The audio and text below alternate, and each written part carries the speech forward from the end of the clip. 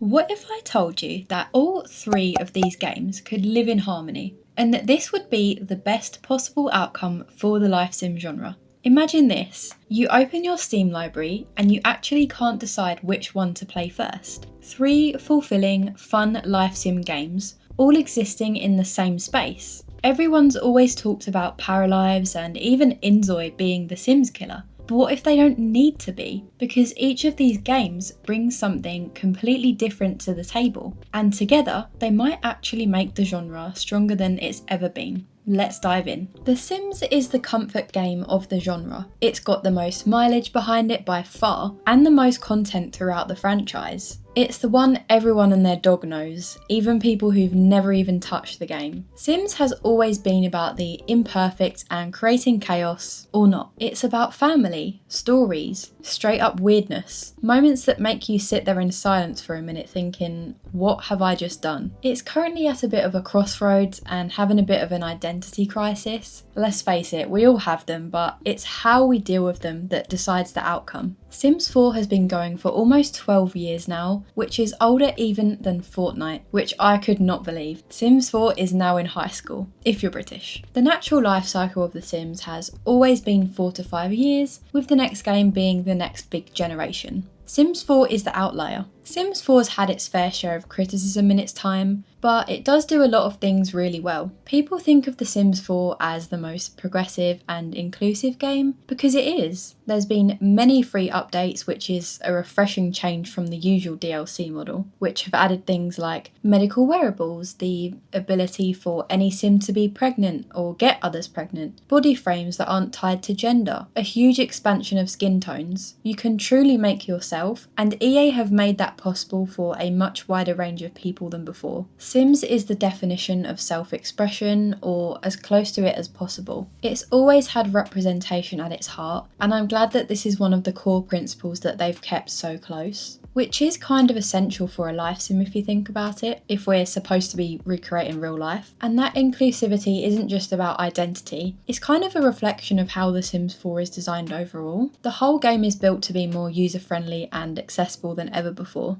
Previous games have been criticised for their clunky and unintuitive build tools. In fact, this is the sole reason a lot of people are hesitant to go back to the older games. Sims 2's build tools are notoriously difficult for newer players to grasp, and even seasoned players find it annoying at the best of times. I remember seeing the build tools for Sims 4 and being completely blown away. We can just reach out the sky and pick up a whole room and stick it anywhere we want. No more deleting the room or building an extension. We can just transport it across the lot. In fact, you can even pick up the entire house if you really want to. It also comes with some nice little tricks like holding Alt to put objects anywhere, and allows us to size objects up and down so we can do stuff like this. If you're not a builder like me and found it annoying to have to exit the game and mess around with package files and launch installers, in The Sims 4 you can search for a house in the gallery and with one button click it's just there. No reloading necessary. In a similar vein, Sims 4's Create a Sim mode is also the best in the series. I think everyone can agree on that. The drag and pull system that replaced sliders was revolutionary. You can physically mould your sim into whoever you want with your mouse. We also got a huge range of skin details, ones we've not had before, so I could make my sim look just as freckly as me. Even when we look at more complex systems like occults and infants, which are very beloved and a staple of the franchise, Sims 4 does them pretty well. We just won't mention mermaids. Occults are fleshed out with skill trees and unique abilities. They didn't just look visibly different, they had a whole set of abilities and subtypes. Occults are one of my favourite parts of the game, and infants are the same. They feel different to babies and toddlers. There's a clear distinction. The whole milestone system is quite fun to navigate and it makes me feel more connected to them. They actually have individual differences. It's sometimes a challenge in life sims to avoid having babies and infants and even toddlers that all look the same, just little blobs. At first they pretty much functioned as objects in The Sims 4, and now they're actual little sims with fleshed out personalities. Unfortunately, as much as the game does have improvements, it leaves a lot to be desired. They've neglected the most important part of life simulation games, the actual simulation. I've said it time again already on this channel, Sims 4 is just a pretty oversimplified DLC simulator. It's a whole bunch of filler content. We lost a lot of features that made the franchise so unique and fun, and it's getting to the stage that EA won't really be able to come back from it, which is really sad. However, all hope is not lost. The Sims 4 still has a chance, and I really believe that. But in order for it to have that chance, they need to lean on the game's strengths. We already know what players want. A fleshed out game where players are at the forefront of the design. We want a game with a clear, strong identity, not one that's trying to be something it's not, or something else. Be The Sims, not Fortnite, not a mobile game, not a multiplayer game, not even Sims 4.5. The problem isn't that Sims is trying new things, it's that it doesn't seem to know what it wants to be anymore. Is it a life simulation? A social platform? A creative sandbox? A mobile game? Because right now, it feels like it's trying to be all of them, and in the process, it's lost the thing that made it special in the first place. Give us the next generation life sim, Sims 5. I know EA are having some money troubles, but I don't believe for a second that they don't have the resources to create a good game. Give us a game built on a fresh engine with advanced systems and leave Sims 4 and its broken code behind. Build a game fit for purpose in the first place. Give us back open worlds, creator style, world creation and edit tools, cars, in-depth personalities and wants, better pathfinding and AI. Scrap the pop-ups, don't tell us something cool is happening. Let us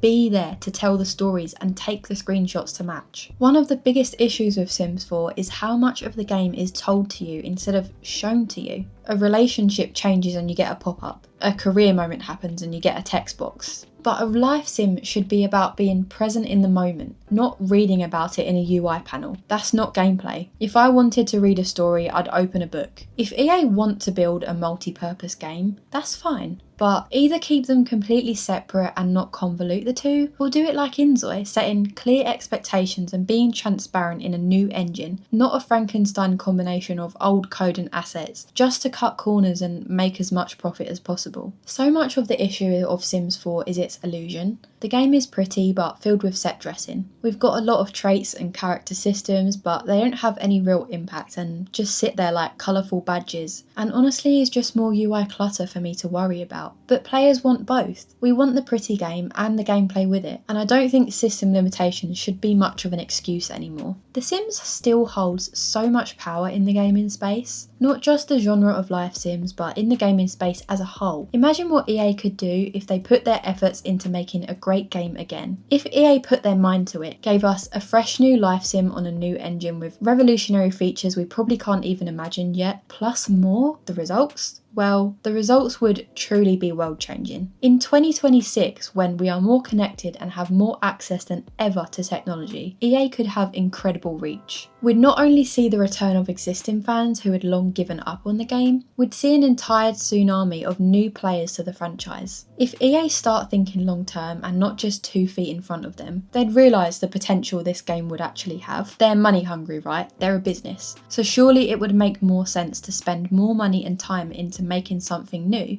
and then reap the rewards of an even bigger plunder later. At the moment, they're just kicking the can down the road with The Sims 4, not to mention their reputation would be restored. Not instantly, of course, but they'd go a long way in redeeming themselves eventually if they released a great new Sims game. Please EA, just give us Sims 5 at this point. And no, not Project Renee or Sims 4.5. Just Sims 5. It would absolutely set a new precedent for the genre as a whole. Sims 5, if a success, would dominate the genre once again. It had set a standard again that other games would hope to follow. This is a good thing. Look what's happened. We had years of lackluster Sims DLC. This naturally created an echo chamber for EA. There was no competition, so why did they need to bother? Until there was competition, and now EA are in a sticky situation. But if EA were to release a game that could rival Inzoi and Paralives, it would raise the standards bar once again. It wouldn't just benefit EA, but the entire genre. I used to think that it was Sims versus Paralives versus Inzoi. I just don't think that's the case anymore. It doesn't need to be. So what's the likelihood of this happening? Surprisingly, I'm cautiously optimistic. It's not guaranteed, but more likely than people think. Purely because I don't think they'll have a choice but to evolve if they want to stay relevant in the genre. Only time will tell, but either way, I am very intrigued to see what's going to happen in this space in the next few months. Paralives, often thought of as the Sims killer, or as I previously thought, the game that will save the genre. Paralives promises true creative freedom within a completely customizable space. It offers in-depth advanced systems set within a stylized realism art space. Paralives is all about giving the players the depth they've always craved and missed in recent years. If a game had a feeling, it'd be like finally getting to hug your crush. What does Paralives do well?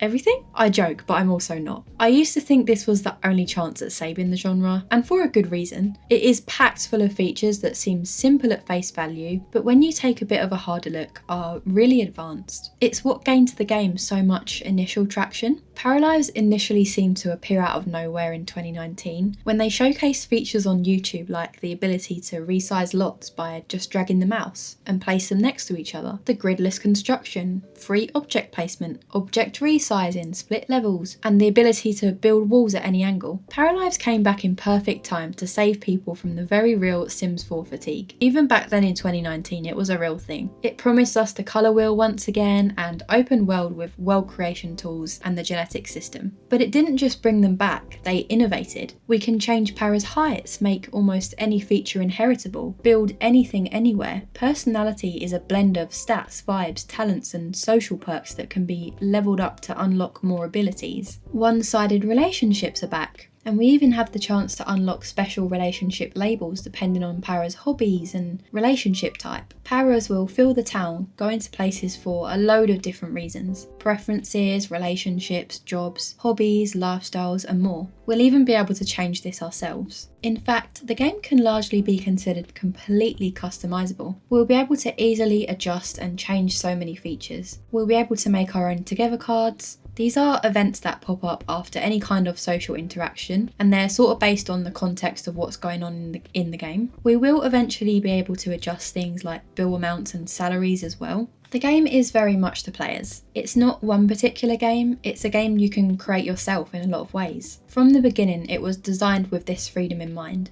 I can imagine the infinite possibilities of challenges that players will be able to create with this. It's the definition of thinking outside the box. Paralives Studio has promised 0 paid DLC ever for the game. Loads of people have questioned how they'll be able to sustain themselves, but honestly I don't foresee it being an issue. Between a paid base game, years of Patreon support and the levels of community trust they've built, their model actually feels quite sustainable. I know it's not on the same level, but look at Minecraft. They still rake in hundreds of millions every year just from the sale of the game. I really think Paralives will just scale from there. While Paralives does a lot very well, there are some areas that it could improve on. I mean, we all have them, right? Firstly, we do need to see more gameplay. I understand that the team are working super hard on making sure they don't delay again, but they have lost some trust since the delay and the rumours about the Patreon live stream. I'm not saying in any way that the loss of trust was justified, I'm just saying that it's a thing that happened. If you didn't know, Paralives hosted a live stream showing the live mode just to patrons, and a lot of word got out around the community that the game was in a terrible,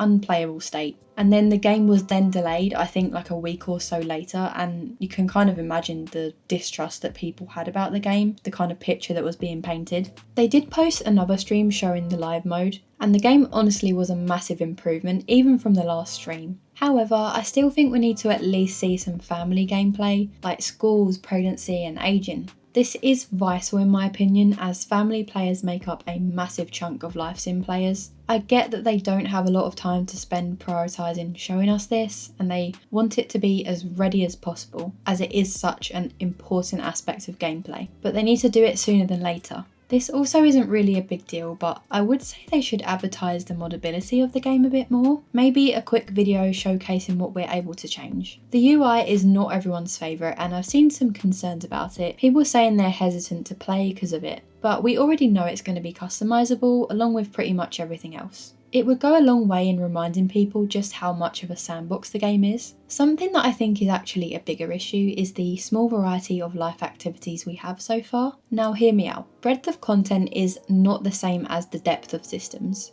Paralives has incredibly deep systems. What it doesn't quite have yet is lots of different life loops built on top of them. People think the game doesn't have depth when what they really mean is that there just isn't enough variety yet. And that's fair. And there is also a reason for that. They are working so hard on these systems to ensure that there's a good solid foundation so that they can give us tons more variety in content. We only need to glance at the roadmap to see what they have planned. They just need time, and I hope people give them it. In future, once they've nailed the foundation and early access has been released for a few months, the Paralives team should continue to be guided by player input. People will want to see things like lore, which we do have, cults and university. They haven't been discussed all that much, but I'd bet they will be in the game at some point. As the game is so community driven and has such a close-knit circle already, they should lean into this by creating some sort of space where all of that user-generated content can easily be accessed. A bit like the gallery from Sims and Canvas from inZOI, and the impact if they continue to build on what they already have, massive. Paralives could genuinely become as big as The Sims. The life sim genre already has a huge player base. If even some of those convert to or also play Paralives alongside Sims, that's a whole lot of players and a whole lot of revenue. The team would grow, which means more content for us, which makes competition for Sims, which means Sims will have to grow. Ergo, the genre grows. Paralives takes an even stronger stance that life sims were always meant to be sandboxes for that rich, emergent stories, because life itself is a sandbox. And in doing that, I genuinely believe it could pull the genre back from being a pretty tech demo and turn it into something deeper and more meaningful. inZOI is the genre's pretty best friend. It wants to give us a hyper-realistic, powerful life simulation set in well-known cities. inZOI doesn't shy away from chaos or consequence. The world isn't so perfect as it seems, and that's exactly what people love so much about it. But what really takes the cake is how ambitious it is. The devs are unusually transparent with the community, and the game is quite literally changing before our eyes, week by week. Soon, we'll be choosing between multiplayer, world creation, existing cities, and systems like the Fate engine. There'll be so many different ways to play. inZOI is a relatively newish entry into the game. It seemed to appear out of nowhere one day a couple of years back, and it hasn't left the scene since. It did struggle at first, but it has remained relevant for a reason: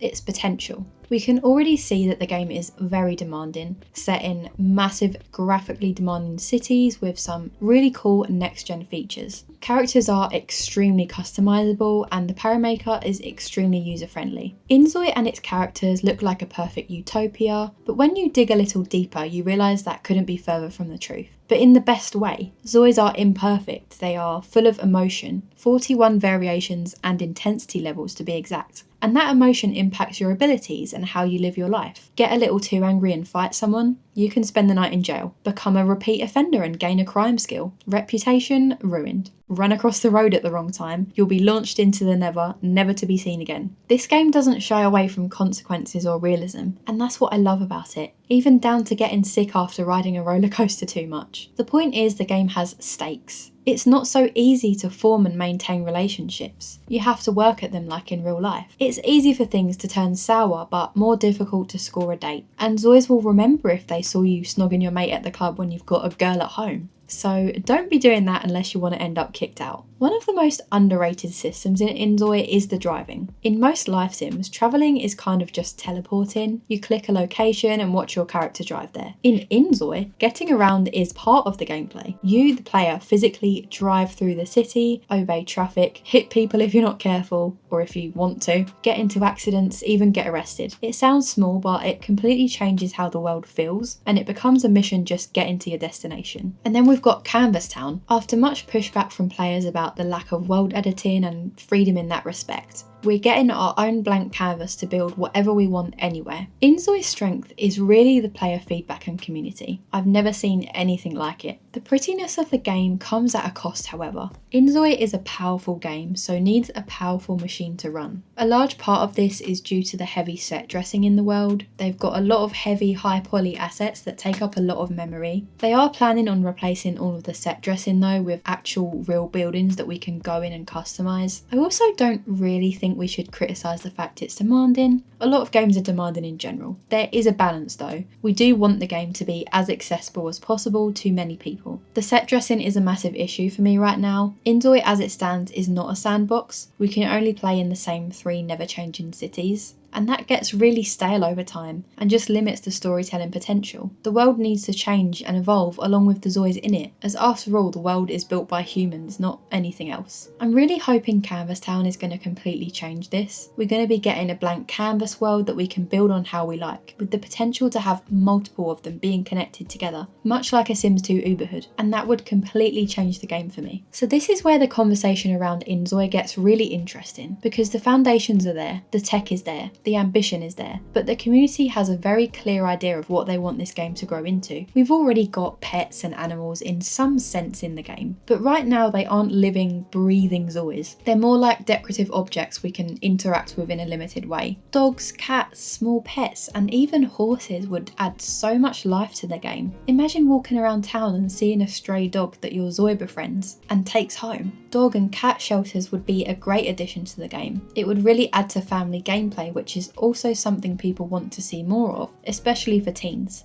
I've seen some people say they feel that teens are almost indistinguishable from older Zois. At the moment, Inzoi feels very adult focused. It's about careers, nightlife and reputation, but life sims depend heavily on their kids, teens, school, after-school activities and family dynamics. Rather than focusing on multiplayer, which isn't the typical mode of play in life sims, nor the most requested one, they should be focusing more on activities and features to enrich the existing single player mode. Once they start adding more things to do and polish those animations and bugs, the game will start to feel even more alive. The real impact of this would be longer player retention. It's simple maths. More features, longer playtime. The game is becoming more popular. People will feel an emotional attachment to their characters and their pets and care what happens next. And on a genre level, this is what would let Inzoi properly compete with The Sims, not just visually but structurally. Not just as a tech demo, not as a hyper-realistic sandbox, but as a long-term life sim people can sink hundreds or thousands of hours into. Inzoi is offering the future of these things, and other games in the genre will take notice. So when you put all three of these games side by side, something really interesting happens. You start to realise that they're not actually competing for the exact same thing. They're all life simulations, sure, but they're solving different problems in the genre. The Sims is the legacy. It has the cultural power, the player base, the recognisability. Paralives is the system's first sandbox. It's about depth, freedom and player-driven storytelling.